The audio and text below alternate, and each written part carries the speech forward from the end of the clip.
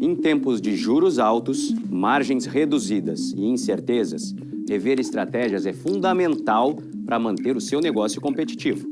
Esse cenário exige planejamento e organização financeira. Nessas horas, qualquer ajuda é bem-vinda, mas a ajuda de um especialista é necessária. A Fortus Consulting conhece na prática e tem as soluções adequadas para cada situação. Fortus Consulting. Melhorar os seus resultados é o nosso forte.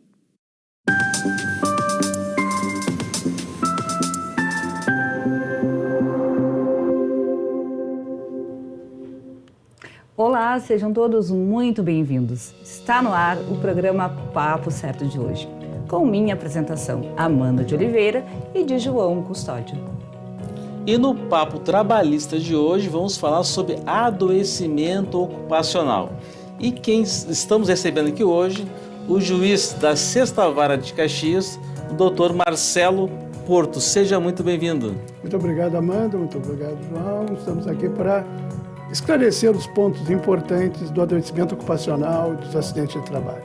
Seja muito bem-vindo, doutor Marcelo, e o Papo Trabalhista é um dos preferidos da nossa audiência. Então aproveite e venha participar do Papo Certo, enviando a tua pergunta ou comentário através do nosso WhatsApp 3029 8080. Agora a gente vai fazer um intervalo bem rapidinho e já voltamos.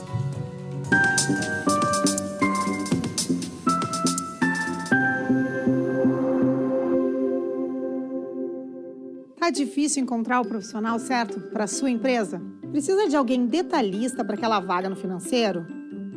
Quem sabe um criativo para o marketing?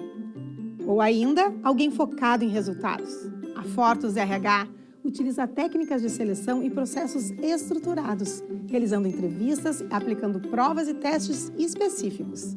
Tudo isso para buscar a pessoa certa para a vaga certa. Fortus RH. Conectar pessoas é o nosso forte.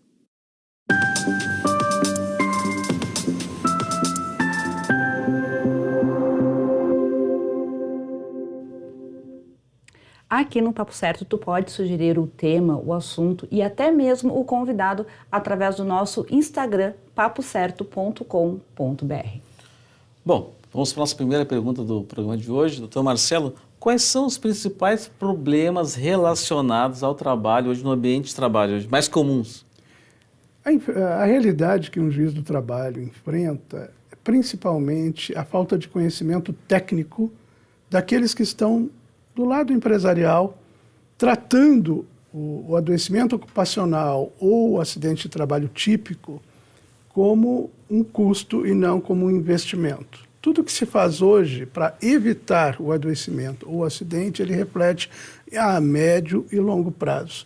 Então, é preciso uma visão mais pragmática dos meios de se evitar aquele prejuízo, aquele dano que vai ter que ser ressarcido em algum momento pelo empregador, que é o responsável pelo ambiente de trabalho. Então, principalmente, atenção ao treinamento efetivo dos colaboradores, dos trabalhadores. Poderíamos considerar, então, doutor, que para evitar ou diminuir esses números de acidente, a atenção são os treinamentos? Sim, um dos motivos, assim, o principal é o treinamento efetivo, ou seja, não apenas colocar aquele trabalhador mais experiente ao lado de um novato, de um que recém iniciou a sua atividade, mas também dar a ele as condições, e o principal que eu diria, de conhecer o que deve fazer, mas o que deve evitar.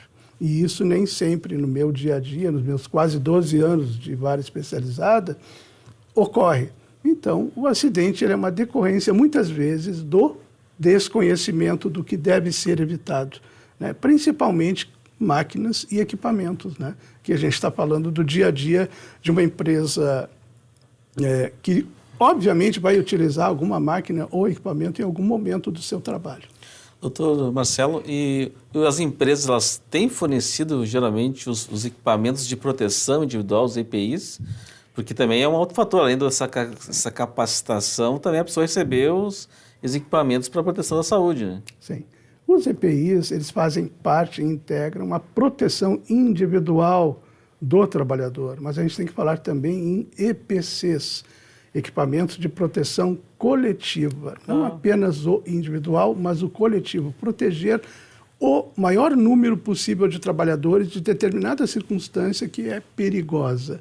Para isso, depois que foi implementado o PGR, nós temos aí a análise preliminar de risco. A gente tem que entender o risco que existe em qualquer ambiente.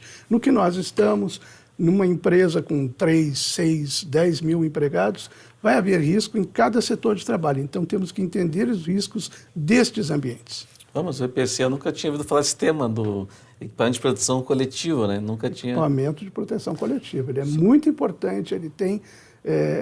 por exemplo, assim, alguns gradis que se pode colocar para evitar o acesso a determinados locais. Mas tem que evitar esse acesso, não permitir que se entre. Então, tudo isso é feito através da engenharia de segurança do trabalho. Isso é muito importante. Bom, o senhor também, nós estávamos comentando sobre essa questão do que às vezes o empresário olha apenas a questão do custo, né? Isso. Mas é importante ele saber também, acho que até para conscientizar, às vezes seja pelo lado bom, pelo bem ou pelo mal, né? Que também tem efeitos pecuniários, ele tem valores a pagar, ressarcimentos a pagar, caso ocorra algum acidente de trabalho. Você pode dar uma ideia assim, de exemplos dessas multas, né? Uhum.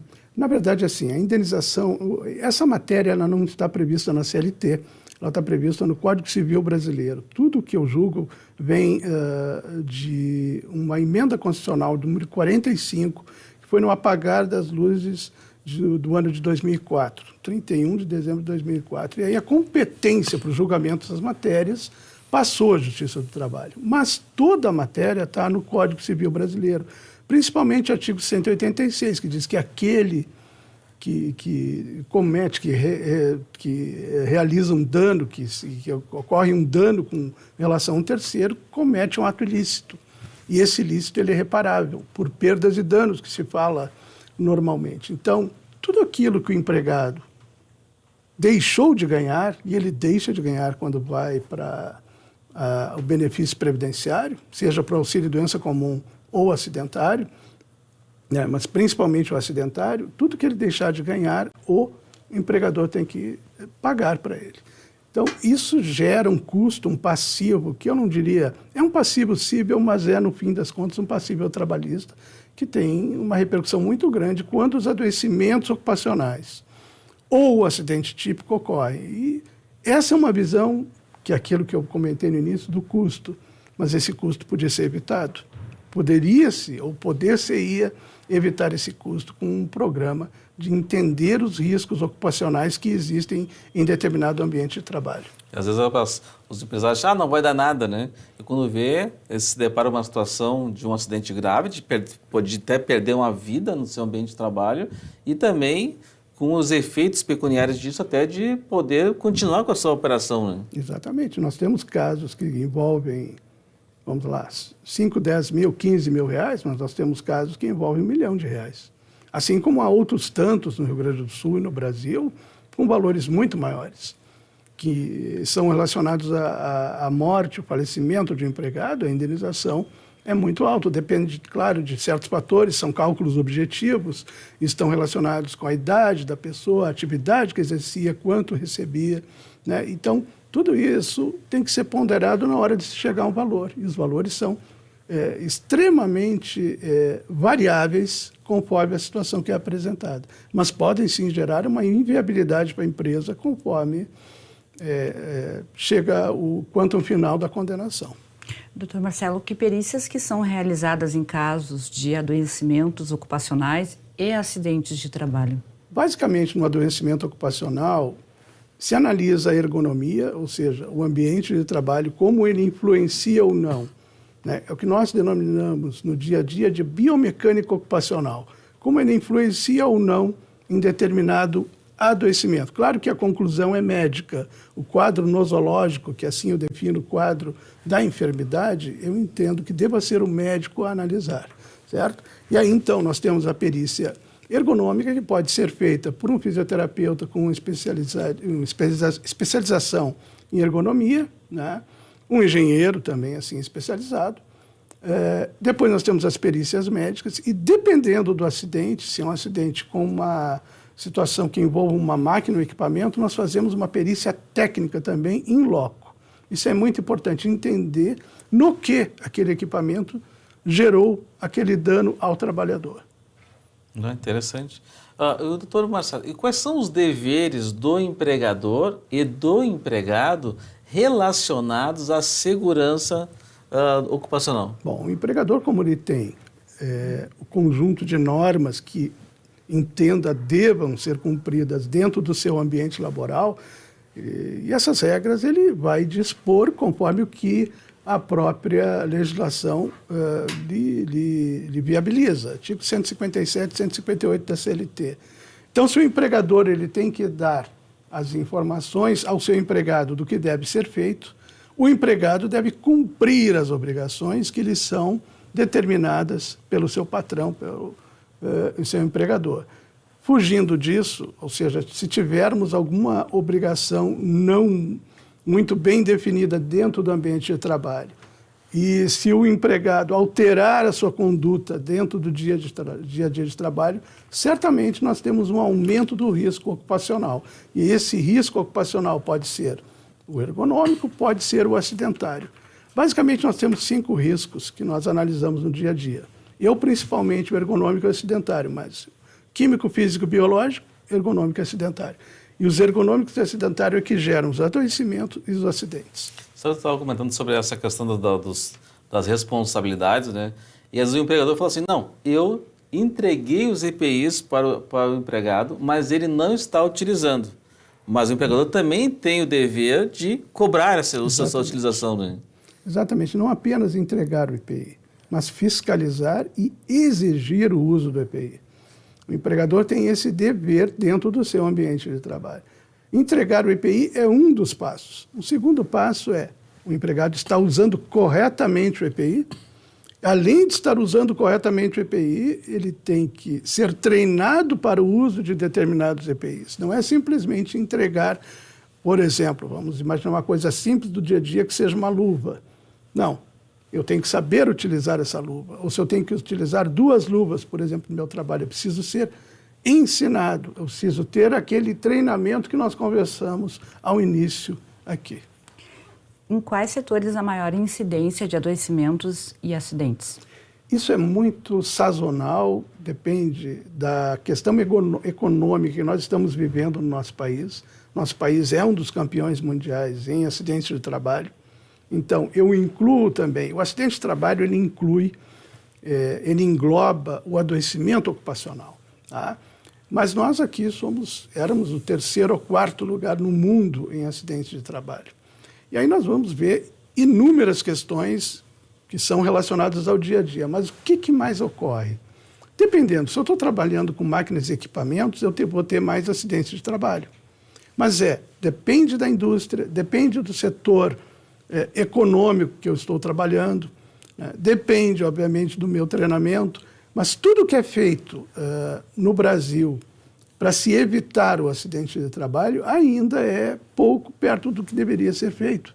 E a gente tem que ter um pouquinho mais de educação no dia a dia, buscar a educação do trabalhador, buscar a educação dele de se integrar à empresa e, efetivamente, vestir a camisa, mas vestir a camisa ao mesmo tempo adotando e respeitando as regras.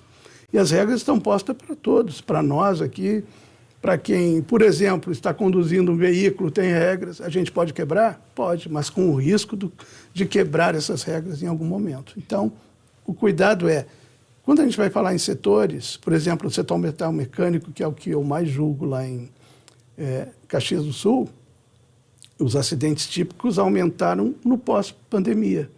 As amputações, os ferimentos mais graves, né? Principalmente de membros superiores, né? Mas aí nós temos um vilão maior de todos, que existe um adoecimento degenerativo, que é a coluna, e o vilão maior de todos é a coluna. E aí nós vamos subdividir em cervical e lombar. São os locais que mais geram adoecimento e afastamento. E eu quero 10 segundos para dizer uma coisa. Tem uma discussão muito grande, o pessoal de saúde e segurança do trabalho, sobre presenteísmo e absenteísmo. Presenteísmo é trabalhar doente, absenteísmo é trabalhar, ou seja, deixar de trabalhar porque eu fiquei adoentado.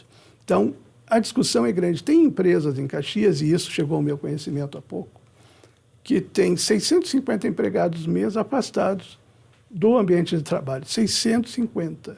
Isso é inimaginável para uma empresa de médio porte, por exemplo. Sim. Então, é sinal que em algum momento aí entra o Plano de Controle Médico e Saúde Ocupacional, PCMSO. Tem que entender a origem desses adoecimentos, né? Então, é muito complexo. Teria que fazer uma análise segmentada, qual o segmento econômico que nós queremos analisar e quais os efeitos desse segmento econômico em determinados adoecimentos. E isso ocorre e é fácil de verificar. Muito bem. Agora eu vou chamar um intervalo e já voltamos em um minutinho com o nosso papo trabalhista. Fiquem com a gente.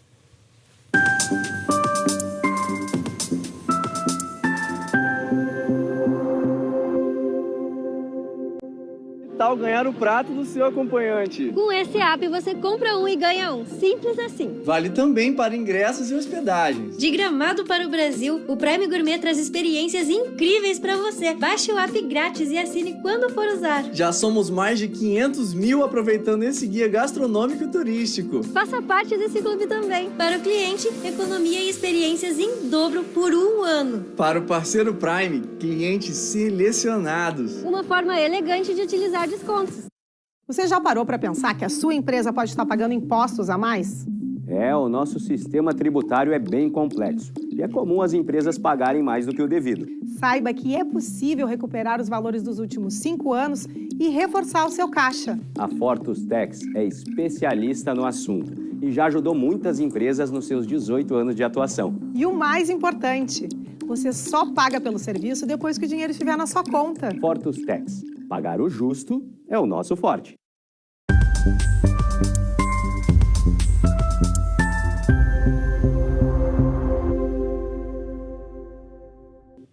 Voltamos com o Papo Certo. E eu quero te lembrar que o nosso programa é transmitido para todo o Rio Grande do Sul, chegando a quase 5 milhões de gaúchos, através aqui da Ubra TV e também dos principais canais digitais. Doutor Marcelo, como a gente pode identificar um trabalhador com um potencial risco ocupacional? Bom, essa análise preliminar de risco, na verdade, é um ambiente de trabalho que nós vamos analisar, não exatamente uma função. São várias funções desempenhadas dentro do ambiente de trabalho. Então, a análise é feita de todos os riscos ocupacionais existentes dentro de determinado ambiente. Esses riscos, como eu disse, são químicos, físicos, biológicos, né? Ergonômicos, principalmente nas indústrias. A postura que eu estou atuando pode influenciar ou não no meu adoecimento, inclusive para lombar ou outros, por exemplo, cervical também, né? E os outros são os riscos mecânicos, são os riscos dos acidentes, das próprias máquinas e dos equipamentos. Isso é muito fácil de verificar, é feita essa análise preliminar de risco por um engenheiro, um técnico de segurança do trabalho, consegue também analisar se há um risco presente em determinado setor de trabalho. Doutor Marcelo, eu quero te pedir para falar sobre o caso da Serra Gaúcha, na região dos Vinhedos, que aconteceu em fevereiro de 2023, em relação ao trabalho análogo à escravidão. Perfeito, Amanda. É uma questão que não chegou diretamente a mim, mas chegou aos meus colegas de Bento Gonçalves. O que se tem ali, na verdade, eu vou fazer um resumo, né? Um trabalho terceirizado que era prestado já, imagino, para outras empresas há alguns anos, pelas empresas ou por um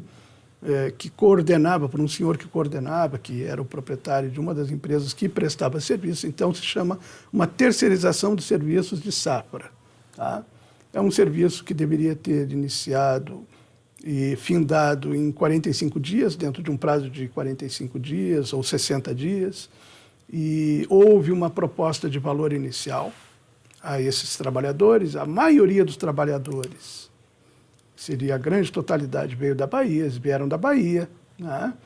E pessoas com, certamente, muita vulnerabilidade, sem emprego, né? E foram chamados a trabalhar para a safra de uva, né? Para 3 vinícolas da Serra, e a gente tem os nomes das vinícolas, a imprensa toda noticiou, as vinícolas se desculparam pelos fatos, mas a verdade é que eles foram colocados em situações degradantes. que são situações degradantes? Excesso de jornada. Chegou ao meu conhecimento, eu não sou o juiz da causa, mas por atuar na Serra já há bastante tempo, chegou ao meu conhecimento. O horário de trabalho das 5 horas da manhã às 20 horas. Poxa, então, uma jornada extremamente excessiva. As condições do alojamento, eram mais de 200, então, trabalhadores, precárias, né? Havia um pagamento de valor muito pequeno, reduzido para este alojamento por pessoa. Pelo que tenho conhecimento, também de aproximadamente R$10, né, por pessoa, por dia. Né? Nossa. O exagero nas cobranças, o exagero, ou seja, na forma de prestar esse trabalho, havia uma degradação, uma atitude contra a dignidade do ser humano. Nós não falávamos de escravidão porque havia o pagamento, né, ou haveria o pagamento, mas eles ficavam confinados, né? Eles não poderiam ter uma ampla liberdade de sair e retornar ao seu local, até porque não tinha esse local em que permanece, até porque não tinham muitas condições financeiras e também não eram da Serra. Então, estavam cansados. Vieram para trabalhar. E das 5 da manhã às 8 da noite também nem tinha nem Às 8 condição da noite física. não tinha condições de fazer absolutamente nada. Né? E isso houve uma pesquisa muito grande do Ministério do Trabalho e Emprego, do Ministério Público do Trabalho, pelo que sei, da Polícia Federal, a Polícia Rodoviária Federal também fez uma participação. Eu acredito que a Brigada Militar, eu recebi visita da Brigada Militar, também tenha feito uma investigação. Nós sabemos as condições. Então, é um trabalho terceirizado, mas que se aproximou ao análogo à escravidão. Infelizmente aconteceu, mas acontece. Só para que vocês tenham uma ideia, e os nossos telespectadores, só no ano de 2023, mais de 3 mil pessoas no Brasil foram encontradas em trabalho análogo à escravidão. Então, a gente às vezes ficou pensando apenas nas questões mais da cidade, dos estados mais pobres. Exato. E se pensa muito no interior, né? E tu viu o que aconteceu aqui no sul, né? numa área próxima ali, urbana, né? Tinham... Sim, e o que é importante, não é apenas nas áreas que envolvem a agroindústria. Né? Nós temos casos ao longo assim, dos anos, de 95 até 2020, foram 55 mil pessoas encontradas em trabalho análogo à escravidão no Brasil. E aí nos mais diversos setores, não exclusivamente na agroindústria. A gente pensa assim na safra, porque é um trabalho concentrado por determinado período, né? Mas não, tem... em outros setores, até a gente pode, pesquisando, o Ministério Público é um trabalho muito sério a respeito disso. A Justiça incumbe julgar, definir as questões indenizatórias que são relativas à individualidade dos trabalhadores e o dano moral coletivo, que ele também existe. Doutor Marcelo, e em relação, como às vezes os casos são mais comuns que nós imaginamos e como também ele é análogo à escravidão, né? Talvez fique um pouco difícil as pessoas saberem como caracterizar o trabalho análogo à escravidão. Você poderia falar para o nosso telespectador para entender como é que ele pode se caracterizar? Daqui a pouco muitas pessoas conhecem pessoas que estão nessa situação e daqui a pouco não, por essa falta de conhecimento, não sabe que esse é um trabalho análogo à escravidão. Perfeito. A caracterização, a tipificação penal está no artigo 149 do Código Penal, certo? Essa é uma questão penal. Então, nós estamos falando na área trabalhista, seria, em princípio, tirar a dignidade do trabalhador, ou seja, diminuir sobrecarga de trabalho, nós já conversamos, né? Limitar o direito de ir e vir, né? Gerar despesas para o trabalhador que inicialmente não estavam previstas. Ele tinha um valor certo para receber, mas tinha dedução de valores em decorrência de determinada despesa que ele precisava, até, pode-se dizer, eventualmente, em alimentação. Então, quando eu tiver dúvida se existe um trabalho análogo à escravidão ou não, eu vou lá na tipificação do artigo 149, que define esse tipo penal, essa forma de trabalho degradante em relação ao ser humano. É importante a gente aproveitar, então, o nosso canal aqui de comunicação, doutor, e trazer como denunciar esses casos. Bom, eu mesmo já recebi denúncia e a repasso. O Poder Judiciário, ele atua pela inércia, com perdão desse paradoxo, mas é assim, enquanto ele não for chamado a responder, ele vai ficar inerte, né? Mas ele precisa atuar, ele precisa de uma denúncia, então ele precisa de um processo, ele precisa andar desta forma, ele caminha dessa forma. Então, as pessoas que têm alguma dúvida, procurem os órgãos policiais, né? Pode ser a Polícia Civil, Polícia Federal, a Brigada Militar, procurem o Ministério Público do Trabalho, o Ministério do Trabalho e Emprego, o que acharem mais próximo para fazerem essa denúncia. Isso chegará às autoridades competentes e incumbirá em algum momento ao Poder Judiciário o julgamento dessas pessoas que eventualmente tenham colocado aqueles trabalhadores numa situação análoga à escravidão. Doutor Marcelo, e qual é a responsabilidade da empresa tomadora dos serviços e da empresa prestadora? Porque às vezes assim, eu estou contratando uma empresa, se ela está fazendo algo errado, não é minha responsabilidade. Certo. Isso tem que ser aferido, João, no caso concreto. Em regra, a responsabilidade é subsidiária, porque se trata de um serviço terceirizado, que eu vou falar em princípio e em tese, aquele que contratou a empresa que presta o serviço não tem conhecimento dessas circunstâncias. Isso vai ter que ser apurado no caso concreto através de uma instrução processual. Eu entendo que se há uma lesão grave, tanto de ordem individual quanto coletiva, a responsabilidade seria solidária. Mas como a solidariedade deriva da lei e da vontade das partes, isso é discutível em termos acadêmicos, em termos de justiça. Mas, em princípio, a responsabilidade é subsidiária. Ou seja, se o empregador, aquele que contratou as pessoas, não satisfaz as despesas trabalhistas, repassa aquilo que ficou a pagar ao tomador do serviço. O tomador tem que fiscalizar, né? Tem que fiscalizar, tem que estar em cima e olhar de que condições era prestado. Inclusive, é uma alegação das vinícolas da Serra que não tinham conhecimento de todas essas situações que foram encontradas pelo Ministério do Trabalho e Emprego, Ministério Público e Polícia Federal. Bom, creio que a gente tenha menos de um minuto, mas eu quero aproveitar a pergunta. O que é o termo de ajuste de conduta? Certo. É uma forma que o Ministério Público tem, em geral, de ajustar condições com aquele que causou o dano, seja individual ou coletivo, geralmente dano coletivo, mas também pode ajustar condições de ressarcimentos individuais, e isso elimina uma situação, um passo que é a instrução processual. Ele é um meio pré-processual, e eles resolvem essas questões. Se não houver o cumprimento do TAC, aí vai para a Justiça para execução. Te agradeço muito, doutor Marcelo, pela tua presença aqui conosco. Muito obrigado. Também agradecemos a sua qualificada audiência e um abraço especial ao pessoal da Serra, ao pessoal de Caxias do Sul. Então, amanhã nós temos aqui um papo de família e sucessões com a doutora Ellen Caroline Silva da Silva. Estaremos aqui e esperamos a todos. Até lá.